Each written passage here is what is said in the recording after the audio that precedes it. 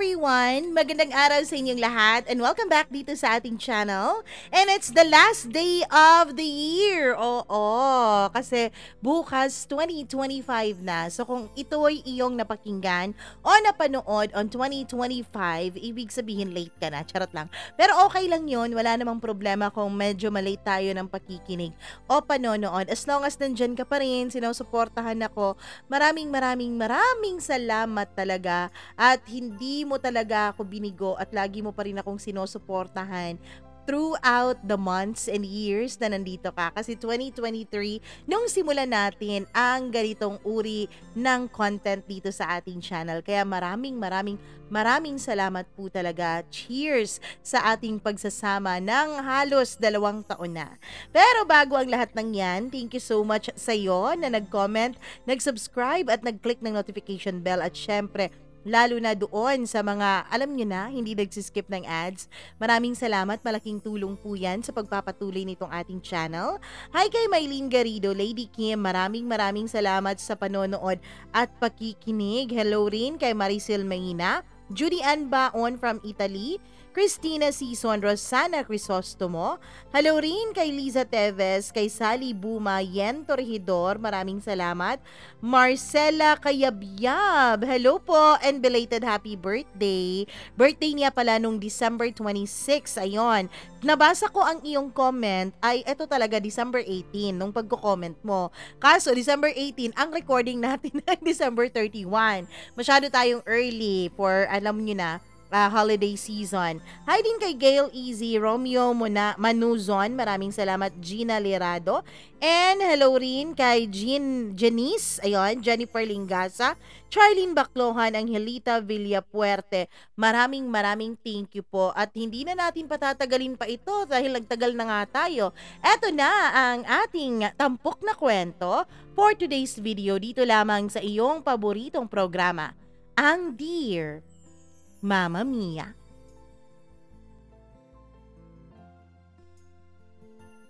Sabi nila, sa hinaba-haba man daw ng prosesyon ay sa simbahan din ang tuloy.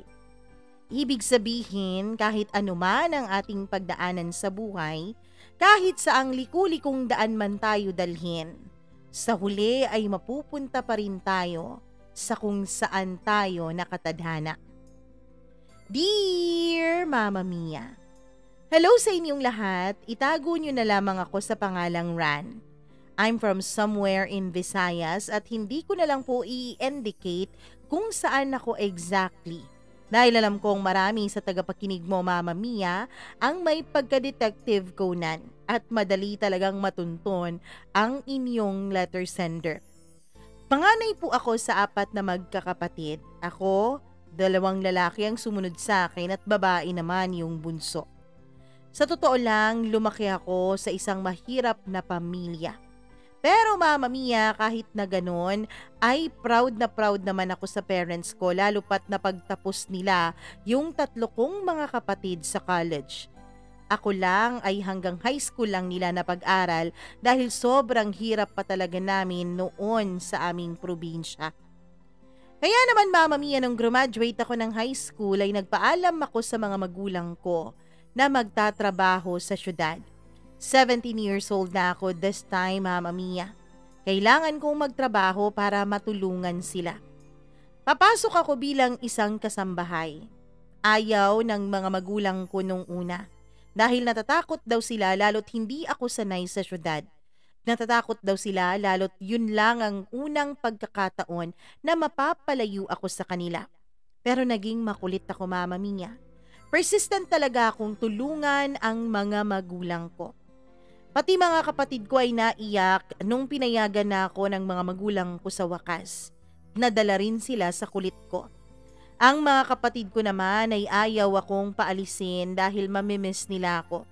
Pero sabi ko, nangangako ako sa kanila na tutulong ako para sila ay makapagtapos. Sila din namang 3 ay nangako sa akin na mag-aaral sila ng mabuti.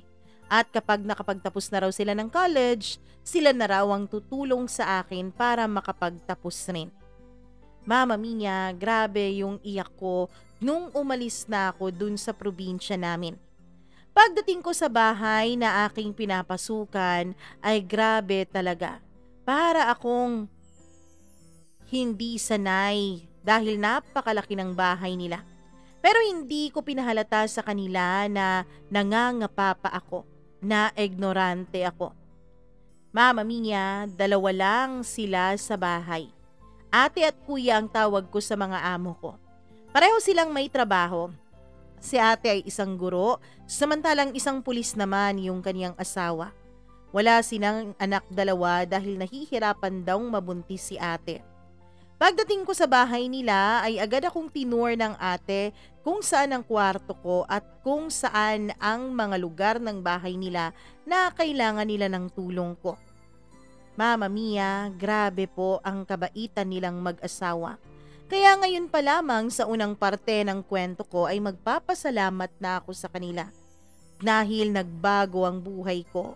Dahil na rin sa pagiging mabuti nila sa akin. Hindi nila iniisip na ibang tao ako o nautusan lang nila ako. Iniisip nila na parte na ako ng kanilang pamilya. Ang pagpunta ko ng city o syudad ay siyang nakapagpabago ng buhay ko at ipinagpapasalamat ko talaga yun sa Diyos. Isang araw ng Sabado habang naglilinis ako, day off noon ni ate. Pati rin si kuya kaya pinatawag nila ako. Tinanong ko kung bakit nila ako pinatawag. Sabi niya ate ay darating daw yung kapatid niya na kakatapos lang ng training sa pagkapulis. Kakalabas lang sa training center. In-explain ni ate sa akin na dalawa lang silang magkapatid. Yung isa niyang kapatid na bunso, Mama Mia, ay 26 years old na. Pero bilagyan daw nila ito ng kwarto sa kanilang bahay dahil alam daw ng mag-asawa na dito daw ito titira kapag meron na itong trabaho sa syudad o kapag dito ito na-assign. Pinaalam daw nila sa akin, Mama Mia, at sinabi nila sa akin kung nasaan ang kwarto nito. Marami kasing kwarto yung bahay kasi nga malaki. Siguro pinaghahandaan na rin nila ang kwarto ng mga magiging anak nila. Nagtanong ako kung ipapalinis ba nila yung kwarto na yon pero sabi nila hindi daw. May iba raw silang pakikipag-usapan sa akin. Nagtanong sila, Mama Mia, kung gusto ko raw bang mag-aral. Halos nanlaki ang mga mata ko nung sabihin nilang payag daw silang maging working student ako basta ba interesado daw akong mag-aral. Nakapag-decide kami ran ng ate mo na sayang naman yung taon na lilipas tapos hindi ka makakapag-aral kaya kung gusto mo, papag-aralin ka namin ng ate mo. Naiyak ako noon sa pasasalamat sa kanila. Salamat talaga ate, salamat kuya. Okay lang ran, parang hindi ka na rin naman iba sa amin eh. Nagpasalamat ako at nangako ako sa kanila na sisipagan ko pa ang pagtatrabaho sa kanilang bahay at ang pag-aaral para hindi sila masayangan sa akin. O siya sige, ihanda mo na yung mga papeles mo dahil ipapa-enroll ka namin dito sa pasukan. Ilang buwan na lang naman yun, di ba? Kaya ayun, umuwi agad ako sa amin. 1 week ang binigay sa akin na days off ni ate para raw makasama ko ng mas matagalang mga magulang ko at makumpleto ko na rin yung mga papeles na kinakailangan sa pag-enroll ko ng college. Mama Mia, laking pasasalamat ng mga magulang ko dahil napunta ako sa mga mababait at matitinong mga amo. Natuwa rin sila nung nalaman nilang pag-aaralin ako ng mga amo ko. Kaya ayon, yung natira kong sweldo ay binili ko ng maliit na cellphone na mumurahin lang naman at di keypad para makontak ko sila. Para kahit anumang oras nakakailanganin ko ng kausap dahil alam kong matatagalan ako bago makauwi dahil mabibisi ako sa pag-aaral at pagtatrabaho. Hanggang sa mabilis na natapos ang 1 linggo at kailangan ko nang bumalik ng syudad. Mamimiss ko silang lahat. Pero alam kong kakailanganin kong gawin ang bagay na to bilang sakripisyo. Kasi nga, ganun naman talaga, hindi ba Mama Mia? Nagsasakripisyo naman talaga ang lahat para sa pamilya. Pagkabalik ko, 1 week after noon ay busy sina ate at kuya. Kasi si ate ay kailangang mag-attend ng seminar for 3 days at si kuya naman ay 1 linggong mawawala dahil may kailangang asikasuhin sa Maynila. In short, ako lang ang naiwan sa bahay nila.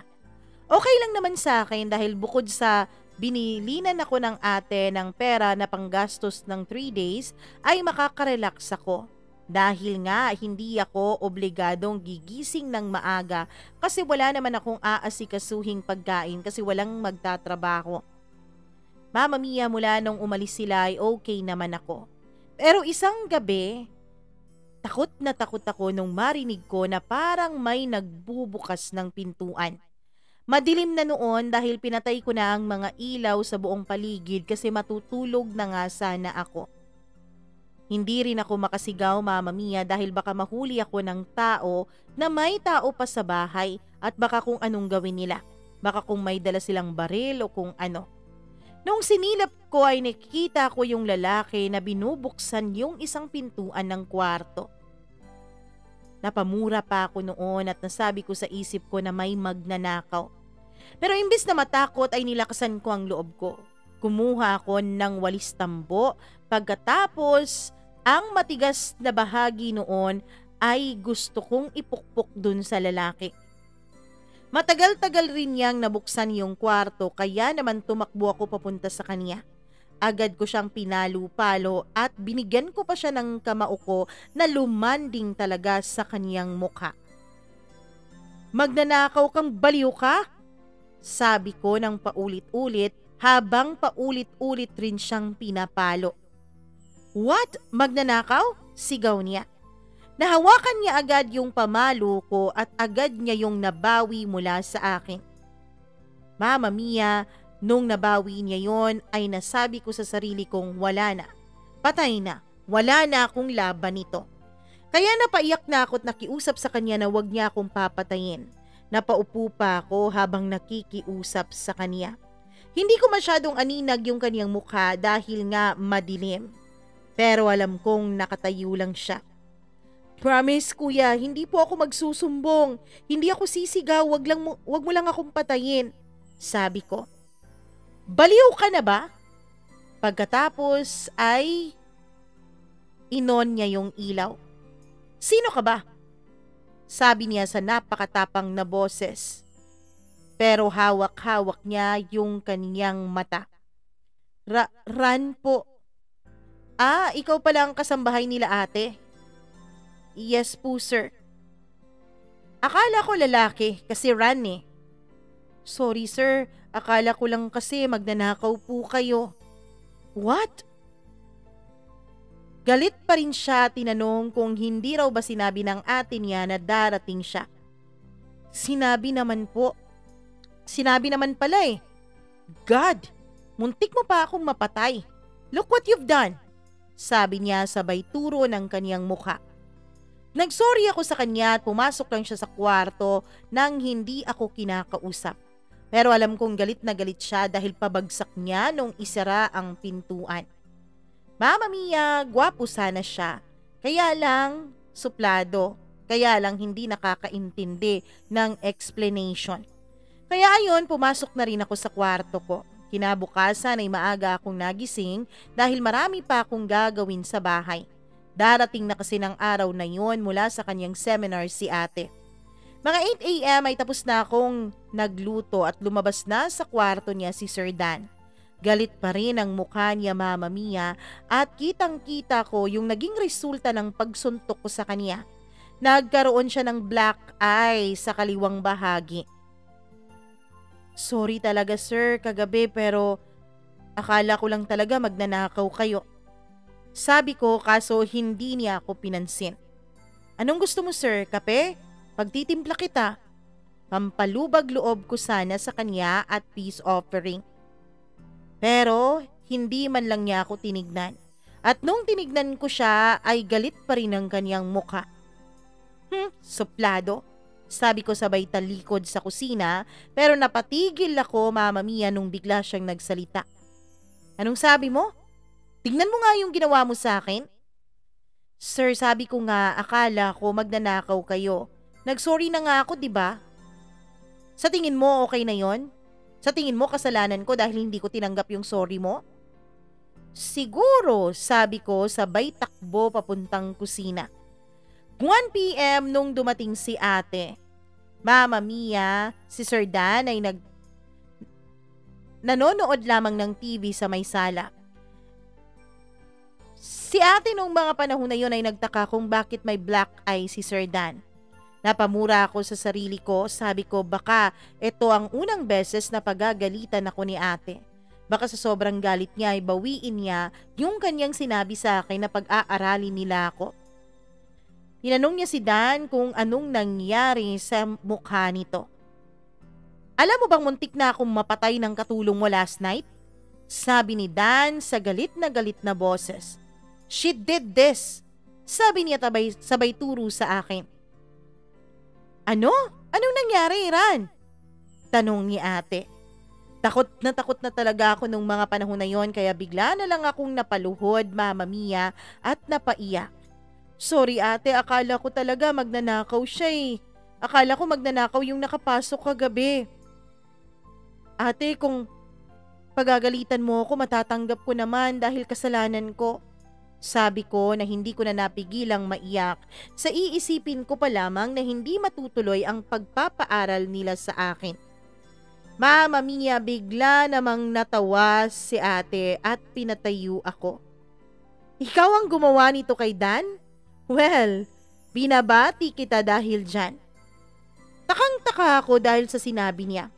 Finally, Dan, nakakita ka rin ng katapat mo and worse, mas bata pa sa'yo ang nambugbog sa'yo ha? Sabi pa ni ate sabay tawa pa rin at ako naman ay tumayo na. Ilang sandali pa ay tinawagan niya si kuya at pinaalam ang nangyari kagabi. Si Dan, Mama Mia, ay mas lalo pang nainis at nagalit sa akin. At ang sabi niya, pagbabayaran ko raw ang ginawa kong yun sa kanya.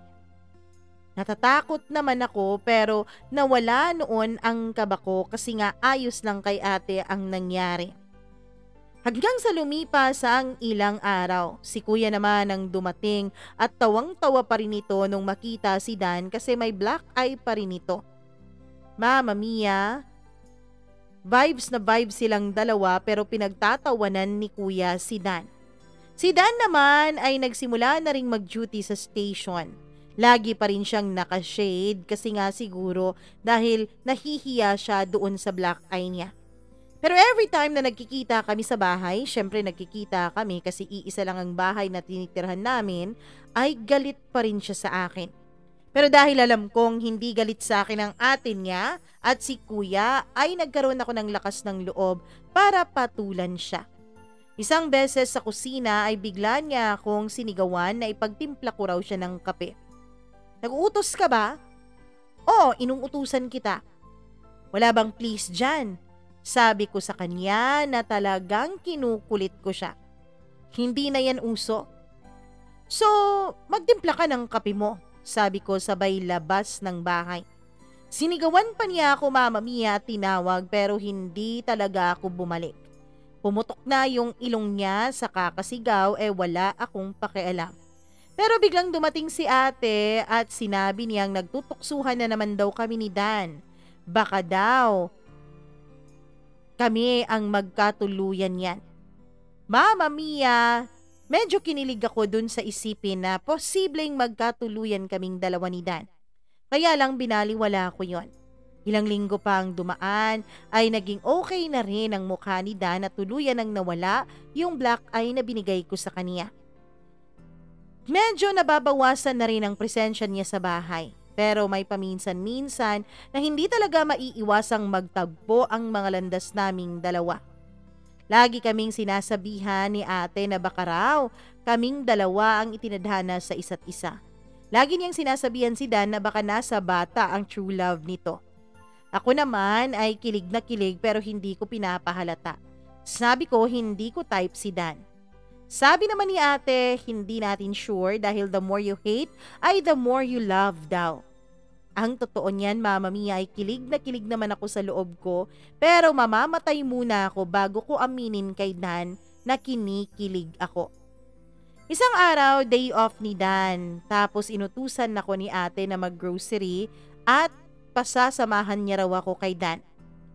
Dan, samahan mo si Ran mag-grocery. Total, wala ka namang pasok ngayon eh.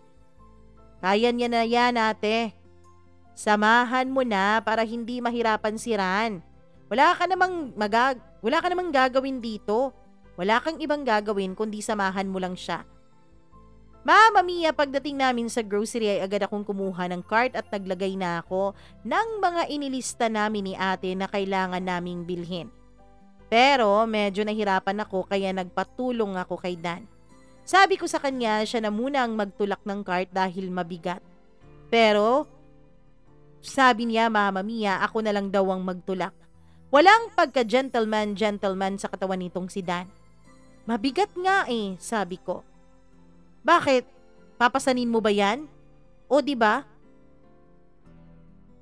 Hindi naman yan pinapasan? Visit na visit ako nung mga time na yon. Wala talaga akong magawa kaya ang ending nung mga panahon na yon ay sinabi kong isusumbong ko siya sa ate niya. Kaya ayon, ako ang nanalo. Siyang nagtulak. Pagdating namin sa cashier, Mama Mia, ay agad ko nang pinababa yung mga item para ma-punch na ng cashier. Sabi niya babalikan niya raw ako dahil may kukunin daw siya sandali. Hindi ko siya sinagot at umalis na siya. Mama Mia, biglang nagtanong yung cashier kung kaano-ano ko si Dan. Hindi naman pwedeng sabihin kong boyfriend ko siya dahil halata namang mas bata pa ako di hamak kay Dan. 9 years ang age gap naming dalawa. Tito ko. Nagulat na lamang ako nung biglang nagsalita si Dan sa likuran. Anong tito? Hindi ako nakasagot, Mama Mia, at lumapit ako sa may bagger. Ma'am, anong pangalan mo? Tanong nung bagger. Bakit? May boyfriend ka na ba? Pwede bang makipag-textmate sa'yo? Magsasalita sana ako pero si Dan ang sumalo nung usapan. Anong textmate? Kita mong kay bata-bata pa niya, di ba? Sorry po sir. Hingi naman ang tawad nung bagger at ako naman ay nagulat lang. Pagkatapos ng lahat na naipack at naibag na yung mga pinamili namin, Mama Mia, ay nag-thank you yung bagger sa akin at sabing come back again. Pero si Dan ay sinabing welcome but we will never be back again ang sinabi. Ang reaksyon ng bagger at cashier ay shock na shock talaga sila. Pati na rin ako, Mama Mia. Pagdating namin sa bahay, syempre, inarrange ko na yung mga pinamili namin sa kusina. Bigla namang lumapit si Dan sa akin. Kaya pala gustong-gusto mong mag-grocery doon kasi may crush ka pala doon. Pang-asar niya sa akin na akala niya ay madadaan niya ako sa asaran. Ano? Hindi ko crush yun, no? Ang pangit-pangit nun, sabi ko. Sino yung crush mo? Pangungulit niya pa sa akin. Mama Mia, para na siyang nahawa dun sa atin niya. Kaya naman dahil kulit ng kulit siya sa akin ay sinabi kong siya ang crush ko. Bigla siyang nagulat. Ako? Ikaw na, dahil lagi mo akong pinag-iinitan. Lagi mo akong kinukulit. Ano ba? Gulat na gulat siya at tuluyan siyang napatalikod sa akin. Akala ba niya dahil mas bata ako, matatalo niya ako sa asaran? Hindi ano? Hanggang sa nagpatuloy pa rin kami ni Dan na pataasan ng sungay. Patuloy pa rin kaming nagkukulitan. Paminsan-minsan napipikon na rin ako pero dinidedma ko na lang dahil baka naman Mama Mia mapaghahalata niyang gusto ko siya. Baka naman kung anong gawin niya sa akin. Pero si Dan, meron naman pala siyang good side na itinatago. At doon nga ako nahulog sa kanya dahil isang gabi Mama Mia ay tumawag ako kina Mama. Miss na miss ko na sila at birthday yun ng aming bunsong kapatid. Hindi ko alam na nakikinig pala si Dan sa usapan namin ng mama ko. Nangungumusta ang mama ko sa akin na umiiyak. Ako rin naman ay umiiyak din dahil miss na miss ko na sila. Nagtanong ang mama kung bakit ako napatawag. Sabi ko, nasaan ang mga kapatid ko? Tinanong din niya ako kung ayos lang ba ako. Nandito papa mo, kausapin mo. Kinamusta din ako ng papa ko. Sabi ko sa susunod na buwan ay magpapa-enroll na ako dahil pasukan na. Mabuti yun anak. Hindi ka ba ginugutom dyan? Hindi naman pa. Pa, nasan pala si Bunso? Eto, binigay ng papa ko sa bunso kong kapatid ang cellphone. Tinanong ng kapatid ko kung uuwi ba ako dahil birthday niya kinabukasan. Umiiyak na ako noon habang nag-e-explain sa kanya na hindi ako makakauwi kasi yung ipampamasahe ko ay ipapadala ko na lang sa kanya bukas para may panghanda siya kahit konti. Sorry bunso ha, wala si ate sa birthday mo. Okay lang ate kahit walang handa, basta nandito ka kasi miss na kita eh. Sabi ng kapatid ko na umiiyak na rin. At ang dalawa kong mga kapatid ay sumingit na rin at nagsabing namimiss na raw nila ako. Sige na, sabihan mo sina mama at papa, tatawag ako bukas ha. Happy birthday bunso. Agad ko nang pinatay yung tawag pero iyak pa rin ako ng iyak. Nagulat ako dahil nandun pala si Dan sa likuran ko. May iniabot siya sa aking panyo. Nagpasalamat ako dahil for the first time ay hindi niya ako iniinis. Ang pangit mo pala kapag umiiyak. Eto na naman siya at iniinis na naman niya ako at tumawa ito bigla. Kung pumunta ka dito para inisin ako, salamat na lang pero wala ako sa mood para makipag-inisan sa'yo. Sabi ko. Chill lang, okay? Ano bang nangyari? Namiss ko lang ang mga magulang ko pati na mga kapatid ko. Birthday kasi ng bunso namin bukas eh. Mama Mia, hindi nagsalita si Dan pagkatapos ay bumalik na sa loob ng kwarto niya. Wow, thank you sa pakikinig ha, sabi ko sa isip ko. Ilang sandali pa ay bigla itong bumalik. Go pack your things, good for 3 days. Ano? Bakit naman? Ihahatid kita sa inyo ngayon. Hindi pwede, may trabaho ako dito. Paano na lang sila ate? Pinagpaalam na kita at okay sa kanila. Total, sabi nila matagal ka na raw hindi nakakauwi sa inyo. Kaya bago magpasukan, umuwi ka na raw muna. Ano? Walang mapaglagyan ng saya sa puso ko nung mga panahon na yun at agad akong nag-thank you sa kanya. Huwag kang mag-thank you. Sakto lang naman na may lakad ako at malapit lang yun sa inyo. Madadaanan yung probinsya ninyo kaya idadaan na lang kita doon. Pagkatapos, kukunin na lang kita ulit. Kasi 3 days din ako doon. Kaya pagkatapos ko doon, uuwi na tayo dito. That night ay bumiyahe kami ni Dan. Napakalaki ng pasasalamat ko sa kanya dahil makakauwi ako sa amin nang hindi ako gagastos ng pamasahe.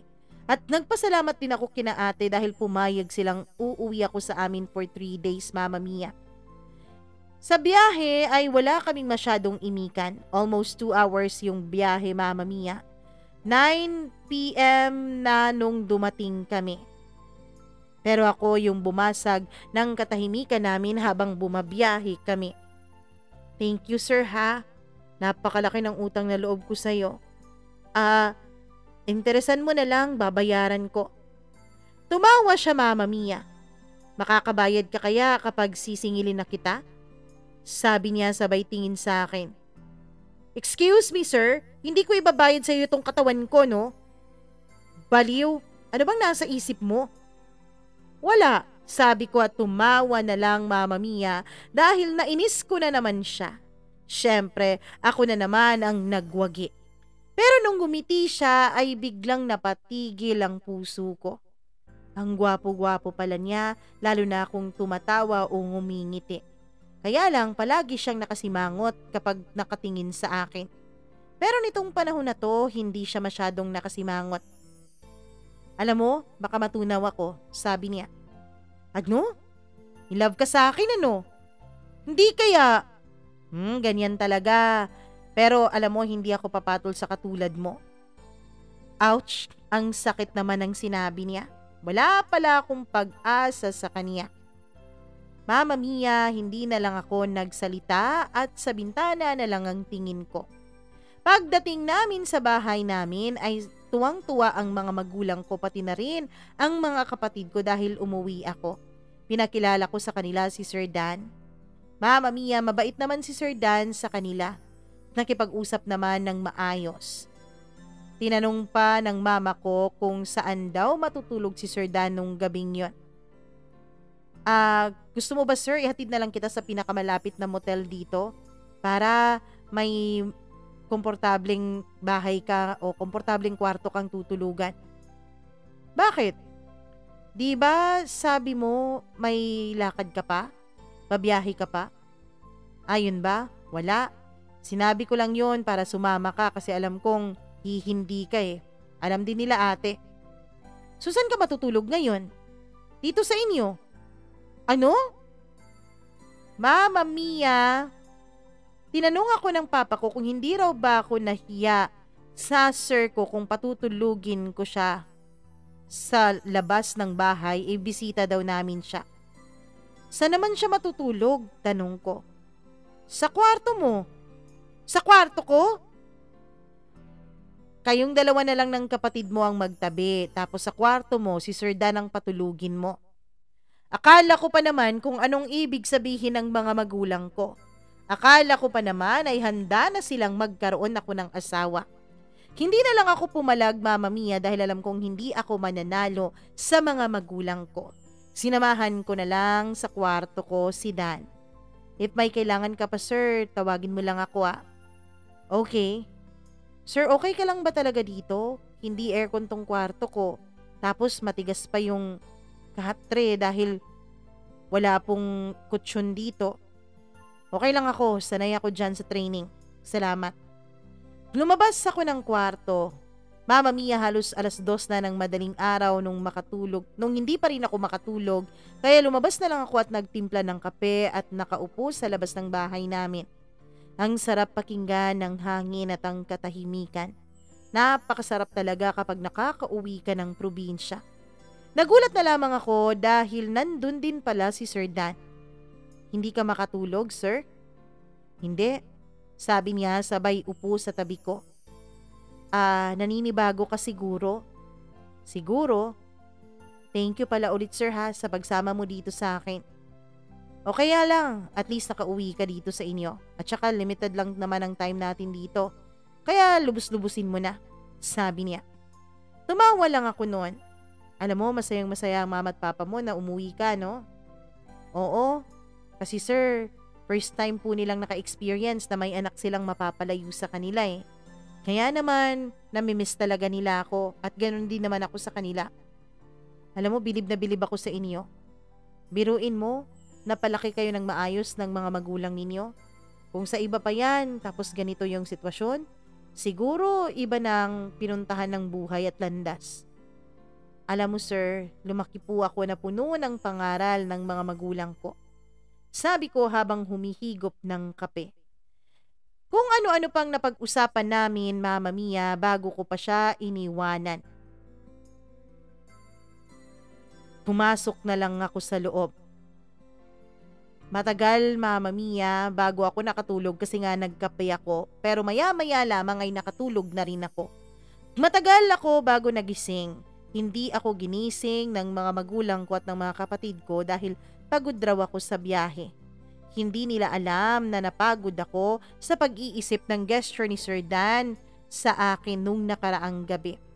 At dahil nga birthday ng bunso kong kapatid, sabi ko ay mamimili kami ng konting panghanda. Pero si Dan, Mama Mia, ay nagboluntaryo na kami na lang dawng dalawa ang mamimili dun sa palengke.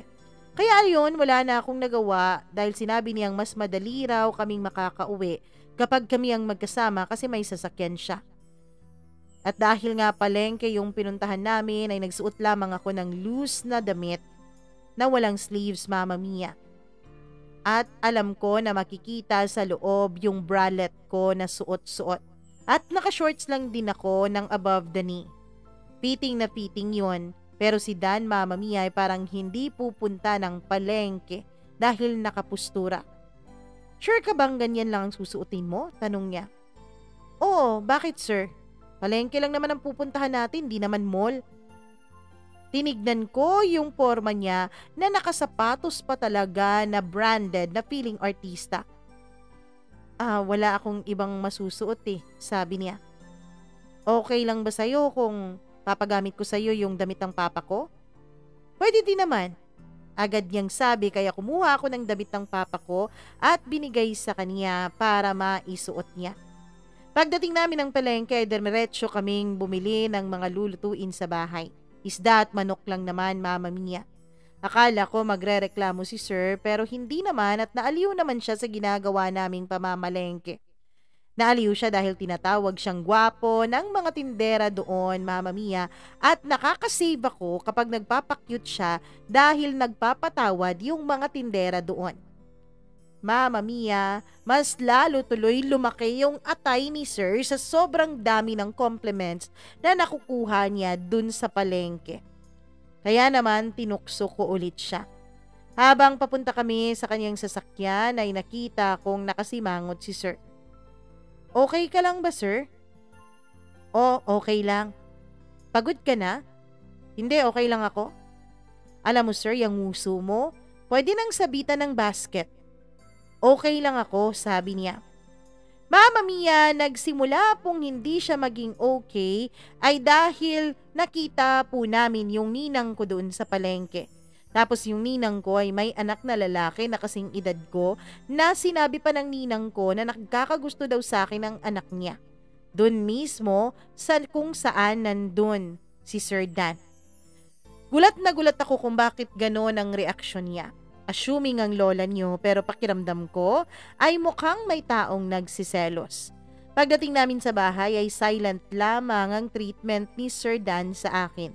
Hindi na niya ako pinapansin at hindi ko na rin siya pinapansin masyado, Mama Mia. Nilubos-lubos ko na lang ang pagiging mabait niya nung araw na yon. Pero sa isip ko, Mama Mia, yung mga kapatid ko naman ay kinakausap niya. Tumatawa siya kasama ng mga ito. Bakit sa akin hindi niya ako pinapansin na para akong hangin? Anak, tulungan mo na lang si Sir dun, no? Kasi iihawin pa raw yung baboy. Okay, ma. Lumapit ako kay Sir na paypay ng paypay dun sa uling. Ako na, Sir. Pero hindi niya binigay sa akin yung pamaypay. Etong taong to, napakadali namang magtampo, sabi ko sa isip ko. Sir, alam mo ba kung bakit hindi umiinit yung uling mo? Sabi niya sabay tingin sa akin. Kasi tignan mo nga yung mukha mo, natatakot yung apoy. Parang nauna pang uminit yung ulo mo eh. Mama Mia, tinignan lang niya ako. Walay ba yung joke ko, Sir? Tanong ko naman. Kaya ayun, dahil dinagdagan ni Sir yung pinamili naming pagkain ay naparami po ang aming handaan. Siyempre na imbita din namin yung pinsan namin na kapitbahay lang namin para maghapunan. Masayang masaya ang lahat. Yung mga pinsan ko ay nagtataka kung bakit napakagwapo raw ng boyfriend ko. Sabi naman ng isa ko pang pinsan ay dapat daw hindi ko na ito pakawalan. Pero sinabi kong hindi ko yun boyfriend, Mama Mia. Tinanong nila kung may girlfriend na ito. Sabi ko hindi ko alam dahil wala pa naman akong nakikitang dinadala nito sa bahay. Inexplain ko rin sa kanila na kapatid ito ng amo ko. Kaya yung mga pinsan ko na mas matatanda pa sa akin ay kumerengking doon kay Sir. Gusto nilang ipakilala ko siya sa kanila. Dahil baka raw isa sa kanila ang makabingwit kay Dan. Hanggang sa nagka-video kay na Mama Mia. Tinignan ng isa kong pinsan ang Sir Dan ko. Alam mo, Insan, pakakantahin mo yung Sir Dan ko. Pakakantahin namin yung Sir Dan mo ha. Sabi niya sabay tayo at binigay kay Sir yung songbook tsaka yung microphone. Mama Mia, agad din namang tinanggap ni Sir Dan yon. Ni walang pakeme-keme, ni walang paarte-arte. Tapos agad siyang pumindot doon ng kakantahin niya. Changes in my life yung kinanta niya. Mama Mia, hindi naman po pang Christian Bautista, Mark Bautista yung level niya, pero magaling po talaga siyang kumanta. Marami rin silang naikanta at nag-enjoy siya kasama ng mga pinsan ko na nakipag-inuman sa kanya. Hanggang sa nalasing na rin ito. Mama Mia, hindi ko alam na ganito pala makisama si Sir Dan. Kahit pala mayaman ang pamilyang kinalakihan niya, ay marunong pa rin siyang makisama sa mga katulad namin, sa mga katulad ng pamilya ko. At nung nakita kong nakayuko na siya dahil sa sobrang kalasingan, ay nagpaalam na ako sa mga magulang ko. At pati na rin sa mga tito ko at mga pinsan ko na pagpapahingahin ko na si Sir Dan. Inalalayan ko siya papuntang kwarto at pinahiga ko siya sa kama. Yung sir niyo napakabigat ha. Pagkahiga niya, syempre sa sobrang bigat niya ay pati ako ay napahiga din. Ang posisyon namin ay nakahiga siya samantalang ako ay nakapatong sa kanya. Nakakita talaga ako ng pagkakataon na titigan yung mukha ni Sir Dan. Grabe, napakagwapo niya pala lalo na sa malapitan. Bagay na bagay talaga sa kanya yung medyo may kakapalan niyang kilay. Yung matangos niyang ilong, tapos yung kissable lips niya.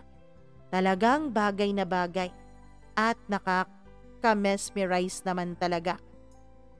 Tapos ka na bang imemorya yung mukha ko? Gulat ako dahil akala ko lasing na siya, tulog na. Napahiya tuloy ako. Alam mo, matutunaw na talaga ako sa'yo. Sabi niya habang nakapikit. Tatayo na sana ako nung bigla niya akong niyakap. Sir Dana, masyado ka ng chancing, sabi ko. Pero hinigpitan pa niya ang pagyakap niya sa akin. Kung sisingilin kaya kita ngayon sa mga utang mo, dala na interes. Mama Mia, pinilit ko talagang bumitaw sa pagkakayakap niya. Bahala na.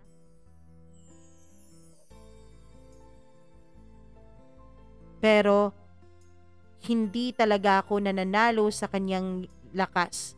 Kapag nagpupumiglas ako ay mas lalong humihigpit ang yakap niya sa akin. Napakasakit na ng braso ko nung mga panahon na yon dahil mahigpit na ang kanyang pagkakayakap. Sir, please. Please, bitawan mo ko. Tsaka pa niya ako binitawan nung nag-beg na ako na bitawan niya. Agad akong lumabas, Mama Mia. Hindi ko talaga alam pero masyado akong kinabahan sa mga panahon na yon. Paano kaya kung hindi ako nakawala dun sa yakap na yon? Paano kaya kung hindi niya ako pinakawalan sa pagkakayakap niya sa akin? Simula nang mangyari yon ay hindi na ako nakapag-concentrate sa mga ginagawa ko. Pati mama ko ay napansin na ang pagkabalisa ko kaya nagtanong siya sa akin kung anong nangyari. Tinanong niya ako kung lasing pa raw ba ako. Sabi ko may iniisip lang ako. Mama Mia, sabi niya, yung nararamdaman ko raw ay resulta na ng paghahalo ng kape tsaka pati na rin nung alak. Napakalutang mo, sabi ng mama. Gisingin mo na si sir para mag-umagahan na tayo. Ako po? Sino pa bang kausap ko? Hindi na nga ako pumalag pa, Mama Mia, para hindi na magtanong pa ng maraming tanong ang mama ko ay sumunod na ako. Pagpasok ko ay nakaupo lang si sir. Sir, breakfast na raw po. Sorry for last night ah. Okay lang yun, lasing ka naman. Pero sir, please lang, huwag mo nang uulitin yun ha. Magsasalita pa sana siya pero nagmamadali na akong lumabas ng kwarto. Hindi ko kaya ang namamagitan na tensyon sa aming dalawa. Mama Mia, hanggang sa dumating na ang araw na kailangan na naming bumalik ng city. Alam ko na mabigat pa rin ang nararamdaman ng pamilya ko lalo't aalis na naman ako. Mabigat din naman ang nararamdaman ko pero kailangan ko yung gawin. We bid goodbye to them. Habang nasa biyahe kami ay walang sali-salita si sir. Siguro Mama Mia tapos na ang pagiging mabait niya. Pati rin naman ako ay hindi nag-dare na mag-open up ng topic kasi alam ko na baka kapag nag-open up ako ay mangyayari ulit yung nangyari sa amin nung nakaraang gabi. Hanggang sa dumating kami ng bahay, dali-dali akong bumaba at dumiretso ng pumasok. Sa sala ay nandun pala sila ate at kuya at nanonood ng TV. Nagtanong sila kung kumusta ang aming pag-uwi, sabi ko ayos lang. Nagpaalam na ako na papasok na muna sa kwarto. Halos araw-araw Mama Mia ay nagpapang-abot talaga ang daan namin ni Dan. Pero hindi ko na siya binibigyan ng pagkakataon na makalapit sa akin o makausap ko man lang siya. Hindi sa pagpapabebe, Mama Mia, pero respeto na lang sa sarili ko ang ginagawa ko. Isa pa alam kong bata pa ako. Isa pa alam kong hindi dapat yon. Pero may mga pagkakataon talaga na hindi mo maiiwasan. Kumakain ako nun sa kusina nung bigla siyang dumating. Wala sina ate at kuya dahil nasa trabaho pa sila. Si Dan ay napakaagang umuwi. Ang gwapo-gwapo niya tignan sa kanyang suot na uniforme. Siya ang unang nagsalita sa aming dalawa. Can we talk? May ipapag-utos ka ba, sir? Kung wala, marami pa po akong gagawin eh. Pwede ba? Could you stop making excuses? Sir, wag mo naman akong Englishin. Bakit? Kasi bakit, sir? Mama Mia, hindi siya nakasagot. Naglakad na lang siya papunta sa kwarto niya. Ano ba yun? Anong bakit? Bakit nagbabakitan kaming dalawa? Ano ba yung gesture niya? Litong-lito na talaga ako nung mga panahon na yon. Litong-lito ako kung hahayaan ko ba ang sarili kong tuluyang mahulog kay Sir Dan. May isang beses pa na habang naglalaba ako ng mga damit ay nasali ko sa paglalabang yon ang brief niya. Mama Mia, simulat sa pulay, nun pa lamang ako nakapaglaba ng undies nila. Kasi si ate, hindi siya pumapayag na ako yung maglaba ng mga brief at panty nila. Ako lang naman ang naglalaba ng mga damit, pero yung brief at panty ay si ate talaga. Pero, nung mga panahon na yon ay bigla kong nalabhan yung brief ni Dan. Sakto naman na sinasampay ko na yung brief niya nung dumating siya. Agad niya yung binawi sa akin. Sinong may sabi sa yung labhan mo to? Sa'yo pala yan. Nasali ka kasi dito sa labahan eh. Sa susunod, magtanong ka muna. Sir, nakakahiya naman kung magtanong ako kung sinong brief to. Tinignan niya lang ako ng masama sabay pasok sa loob. Mama Mia, pasok ka na at nakapag-enroll na rin ako. 2 years course lang ang kinuha ko. Pero hindi ko na lang i-indicate dito dahil nakakahiya, baka malaman nyo pa kung sino ako. Busy ako noon sa pag-aaral at sa trabaho. Bihira na lang kaming magkita ni Sir Dan kasi usually kapag gumigising ako ay nakaalis na siya at kapag umuwi naman ako ay wala pa siya. Lumipas ang mga buwan, same routine pa rin ako. Kung magtatanong kayo sa akin kung nasaan si Sir Dan ay nandun pa rin naman. May isang beses na vacant ko so nag-decide akong pumunta muna at magliwaliw muna sandali. Hanggang sa nakaabot ako ng 7-Eleven. Bigla kaming nagkasalubong ni Sir Dan, kasama niya yung mga katrabaho niya na napakagagwapo din talaga. Siya ang unang pumansin sa akin. Andito ka? Andito ka nga rin eh, sabi ko. Pwede ba sagutin mo ako ng maayos? Vacant ko kasi sir, masaya ka na? Mama Mia, yung kaniyang mga kasamahan ay tingin ng tingin sa aming dalawa. Pagkatapos ng klase mo, umuwi ka kaagad ah. Hindi ko na siya pinansin. Kilala mo yun, Brad? Oo. Pakilala mo naman kami, ang ganda nun eh. Manahimik nga kayo, bata pa yun. Nagpakilala yung isa niyang kasamahan sa akin, Mama Mia. Ran po sir, sabi ko sabay abot ng kamay ko. So, ikaw pala si Ran. Tanong niya sa akin na talagang nagtaka ko kung bakit parang kilala nila ako. Lumakad ka na, Ran.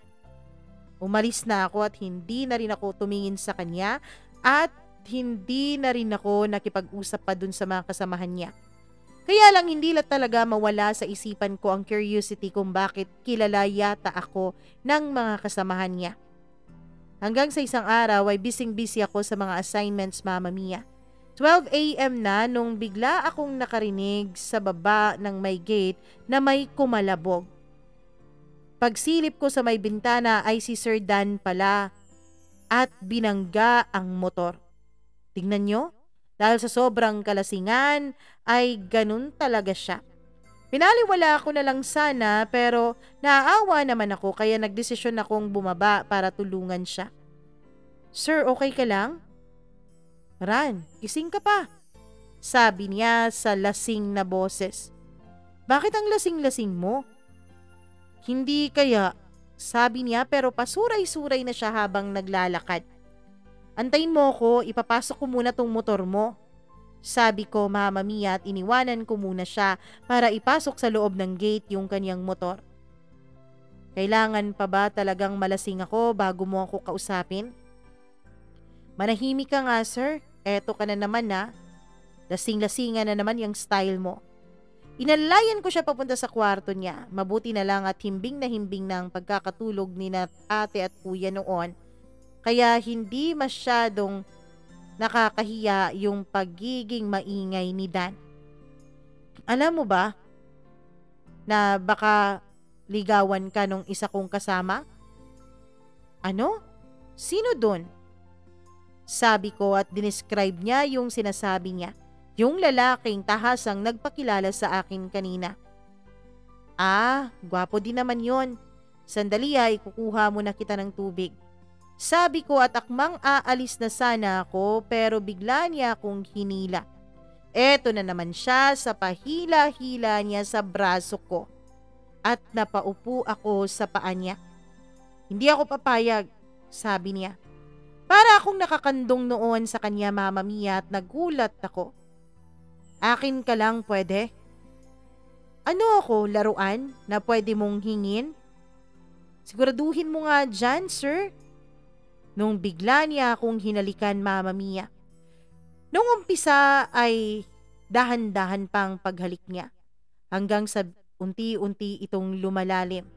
Hindi ko alam kung paano ang humalik kasi first time ko yung mahalikan, Mama Mia. Never been touched, never been kissed po. Ang iyong letter sender. Like a virgin, ika nga ni Madonna. Mama Mia, sa sobrang hindi ko alam kung anong gagawin ko, sa pagtugon ko sa kanyang halik ay bigla ko siyang nakagat. At dumugo ang pagkakakagat ko sa ibabang parte ng labi niya. Ouch, sabi niya. Ayan kasi, sabi kong huwag kang magnanakaw ng halik eh. Ngumiti lang siya sa akin, hindi na ako nag-react at lumabas na ako diretso pabalik sa kwarto ko. Hindi ko na rin siya ikinuha pa ng tubig. Kasi bukod sa kinakabahan na ko, Mama Mia, ay para tuloy akong natakot sa kanya. Grabe yung naramdaman ko nung time na yon. Hindi ako makapag-concentrate. Hindi ko alam kung anong susunod kong gagawin. Hindi ko na nga natapos yung assignment ko, Mama Mia, at hindi rin ako nakatulog ng maayos. Kaya yun, kinabukasan, lutang na naman ako. At napansin yun ni ate. Okay ka lang, Baran? You look tired. Okay lang ako, ate. Medyo kulang lang sa tulog. Tinapos ko pa kasi yung assignment ko eh. Palusot ko kahit hindi naman yon ang tunay na dahilan. Baka nakakasama na yan sa'yo ha. Baka pinapagod mo na ng sobra yung sarili mo. Sabi ko naman sa'yo, 'di ba? Pwede ka naming tulungan dito sa bahay. Ang mga gawain dito, pwede naman nating pag-share. Okay lang ate, salamat. O sige, anong oras ba yung pasok mo? Mamaya pa, mga 11 a.m. te. Okay, magpahinga ka muna dyan. Mama Mia, blessed na blessed talaga ako sa mga amo ko. Dahil paminsan-minsan inisip ko nga parang hindi nila ako kasambahay. Parang kapatid na rin ang turing ni ate at ni kuya sa akin. Hanggang sa hindi ko na malaya na nakatulog na pala ako sa sala na may hawak na notebook. Nagising na lang ako nung maramdaman ko na parang may isang taong titig na titig sa akin. You're such a baby, sabi niya habang umingiti. Hindi ako nakasagot, Mama Mia, tinignan ko lang ang mga labi niya. At napansin ko nga doon na may sugat nga ito. May klase ka, di ba? Pagtingin ko sa relo ay 10 a.m. na pala kaya dali-dali akong tumakbo sa kwarto ko para maligo at magbihis. Pagkatapos noon ay naabutan ko pa si Dan at si ate sa kusina. Malilate ka na ran, sabi ni ate. Oo nga ate. Ihahatid na lang kita para hindi ka na malate, sabi ni Dan. No need na po sir. Okay lang ako, nakakahiya eh. No, I insist. Wala akong nagawa, Mama Mia, kasi pati si ate ay sabi na magpahatid na lang daw ako kay Dan para hindi ako malate. By the way, Mama Mia, nakalimutan ko palang i-introduce sa inyo ang dalawa kong mga kaibigan sa school na medyo may talandi din na tinatago. Joke lang, pero mababait po ang mga ito. Sila si May at Iris. Mama Mia, nagulat sila dahil may naghatid sa akin kaya tinanong nila ako. Si Sir Dan yun, kapatid ng amo ko. Gwapo siya ha. Pulis yun. Pwede bang magpakulong basta kasama siya? Kayo talaga, napakabaliw nyo. Halina nga kayo't malilate na tayo. Hanggang sa lumipas na naman ang ilang mga araw. Mula nung mangyari ang pagkakataon na naghalikan kaming dalawa ni Sir Dan, ay lagi ko na talaga siyang iniiwasan. Ewan ko ba, pero kapag nandyan siya ay hindi ako mapakali na para bang lagi akong kinakabahan. Pero Mama Mia, eto talagang si Tadhana ay napakahilig mang-asar. Kung sino pa yung taong iniiwasan mo ay siya pang taong lagi mong makakasulubong. Saktong-sakto kasi noon na wala akong pasok at day off din niya. Kaya ang ending, kaming dalawa lang ang naiwan sa bahay kasi si ate at si kuya ay nasa kanilang mga kanya-kanyang trabaho. Nakalimutan, hindi ko talaga malilimutan yon, Mama Mia. Tanghali yon at kumakain ako sa kusina at tsaka pa siya lumabas ng kwarto at bagong ligo. Wala kang pasok? Wala sir eh. Bakit? Wala ka bang gagawin ngayon? Wala naman po, may ipapagawa ka ba sir? Lumapit siya sa akin at kinuha yung kutsarang ginamit ko, Mama Mia. Galing pa yon sa bibig ko pero isinubo niya. Hindi ko talaga maintindihan ang sarili ko kung bakit uminit ang pakiramdam ko sa kanyang ginawa.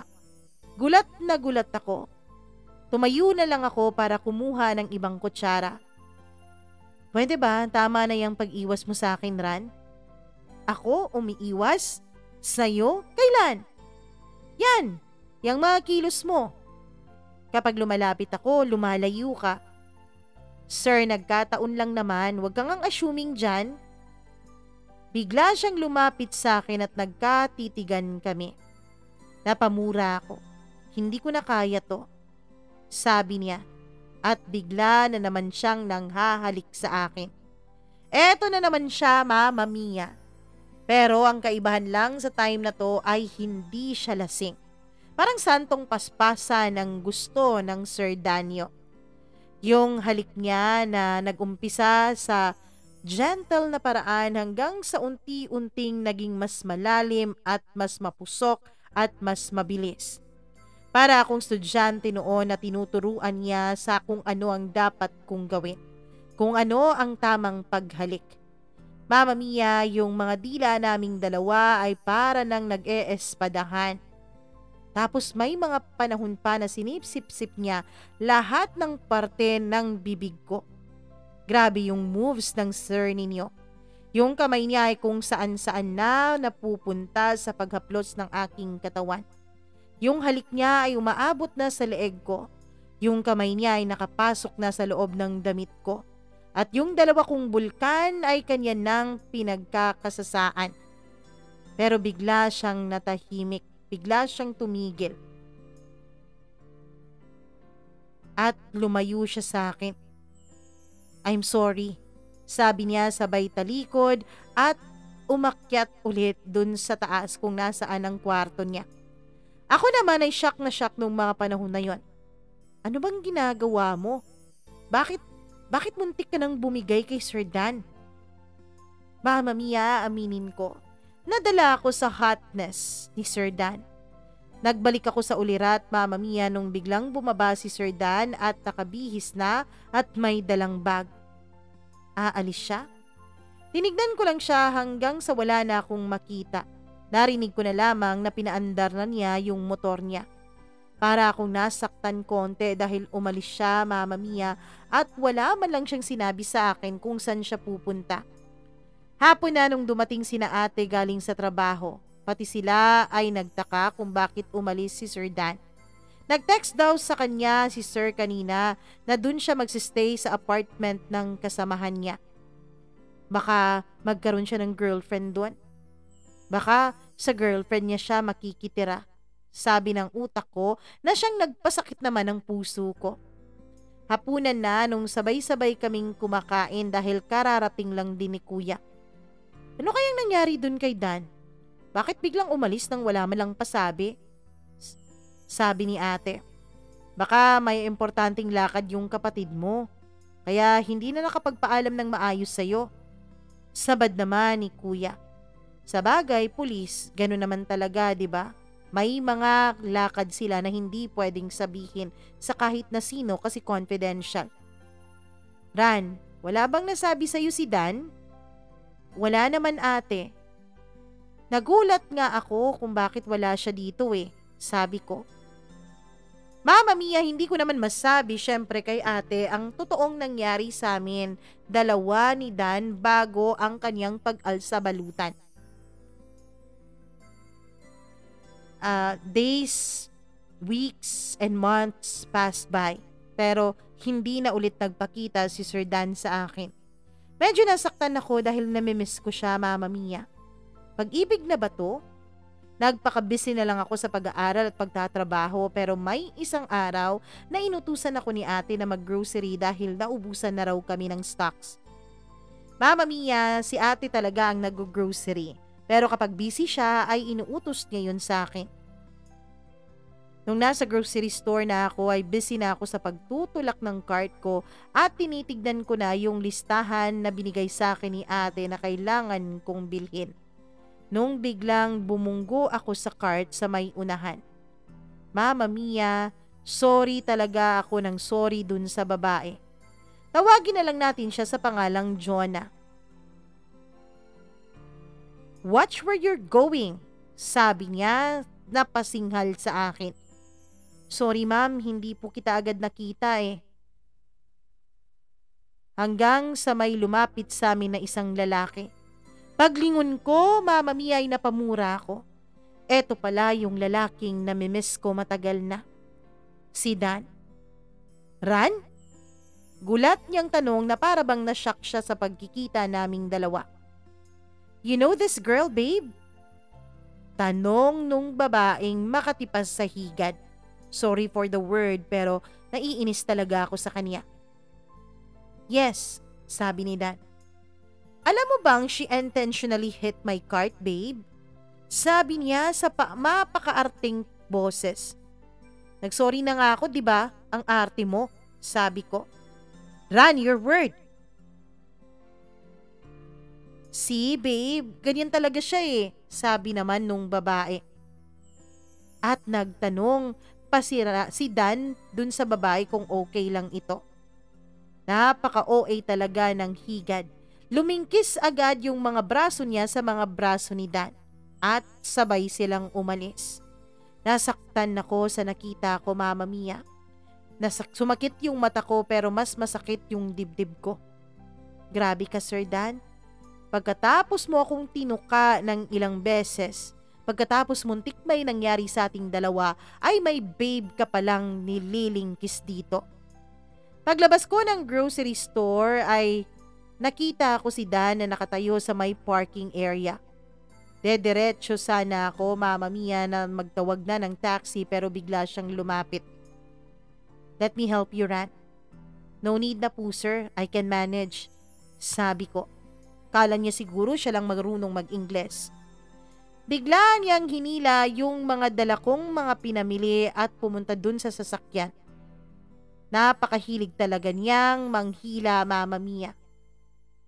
Pagkatapos niyang inayos yung mga pinamili ko, ay sa likod ng sasakyan ay binuksan niya yon. Eto na naman, yung gesture niyang nakakalito. Siya pa talaga ang nag-ayos ng seatbelt ko. Nandun siya sa driver's seat pero hindi pa niya pinaandar yung sasakyan. So ako mismo, Mama Mia, ang unang nagsalita. Baka magalit yung girlfriend mo, sir. Hayaan mo siya. Hayaan siya? Lugi ako sir kasi ako naman ang aawayin niya, hindi naman ikaw. Pwede ba tayong mag-usap?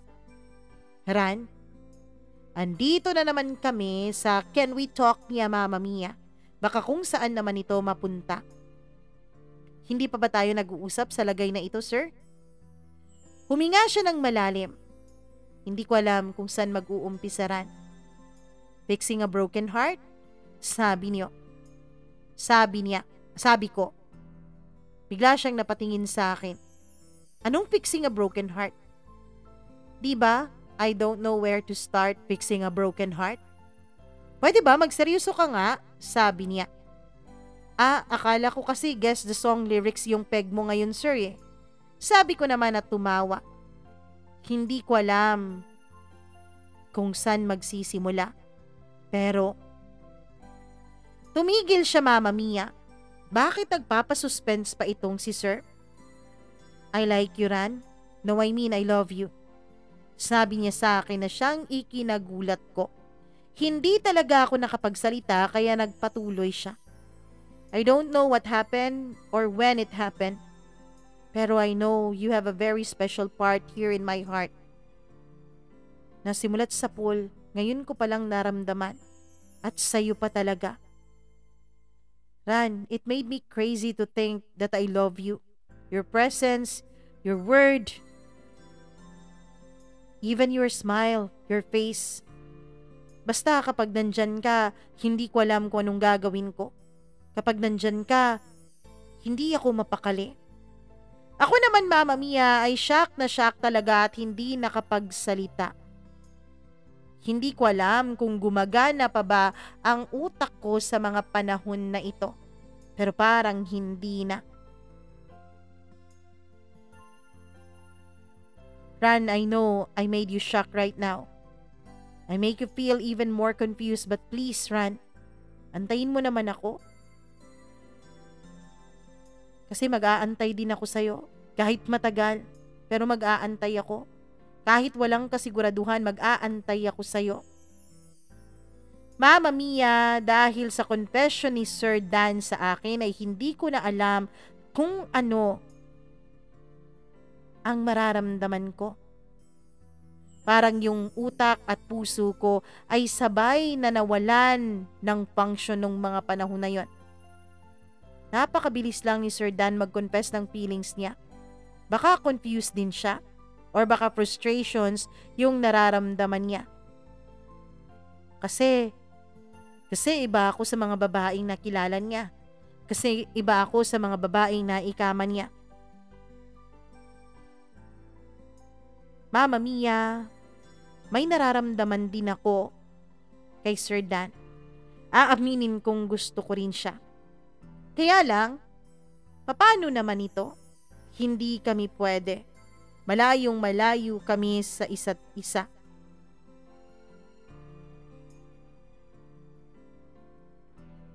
Mama Mia, paano ba to? Paano ba malalaman kung tama ba itong nararamdaman ko? Para iwas confusion ay nagtanong ako kung nasaan si Jonah.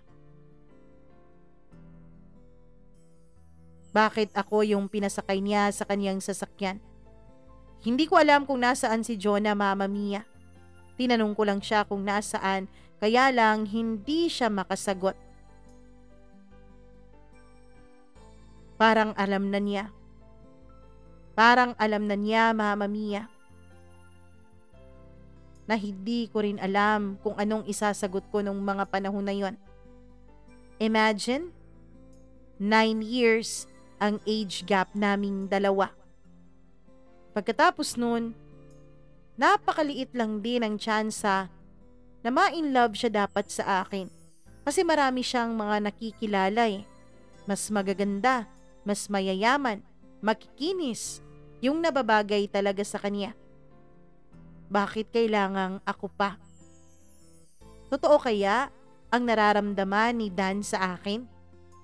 Totoo kayang hihintayin niya ako?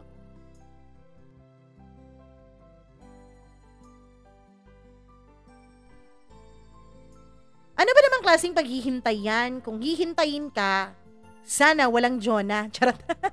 Napaka-negative ng iyong Mama Mia, ano. Pero yun ang nasa isip ko eh. Bakit yung mga lalaki para umiwas sa babaeng gusto nila ay humahanap ng ibang babaeng hindi naman nila gusto? Bakit kailangan ganun? 'Di ba? Pwede naman na mag-antay ka ng walang side bet. Well, anyways, bukas malalaman natin kung may side bet ba talaga o wala. Kung totoo ba talaga at kung nasaan si Jonah. Bakit si Ran ang sinakay niya doon sa sasakyan? Si Jonah yung girlfriend niya. Well, team Ran tayo dito kasi si Ran ang ating letter sender, okay? Charot lang. Anyways, bukas atin pong dudugtungan ang kwento ni Ran at ni Dan. Syempre, bukas ay 2025 na, January 1. Kahit na January 1 ay may upload pa rin tayo. Char! Sinusubukan na talaga nating mag-upload ngayon at sinusubukan na nating wag umabsent. Kaya ayun, palaging early ang ating mga recording lalo na kung merong mga special occasions na parating. Kaya etong recording na December 31 na upload ay na-record po ito December 18. Kaya pagpasensyahan nyo na kung mga delayed yung mga birthday greetings ninyo, okay? Mag-PM na lang kayo sa akin o mag-email na lang kayo sa mamamiacdo0317@gmail.com kung may ipapag-greet kayo na kailangan on the day kasi magsisend na lang ako ng video greetings sa inyo. Okay? Ganun na lang. Maraming salamat sa inyong panonood. Please do like and share this video. At huwag nyo rin kalimutan na mag-subscribe dito sa ating channel. Kung hindi pa kayo nakapag-subscribe, i-click nyo na rin ang notification bell para lagi po kayong nanonotify sa tuwing meron tayong ina-upload na bagong video o kwento. Maraming salamat po sa inyong lahat. Naway pagpalain tayo ng Panginoon sa 2025 at maraming salamat sa inyong pagsuporta. Naway magkakasama pa rin tayo hanggang 2025 at hanggang sa mga susunod pang taon na darating. Ako pong muli ang inyong Mama Mia. Magandang araw sa inyong lahat and Happy New Year sa inyo po.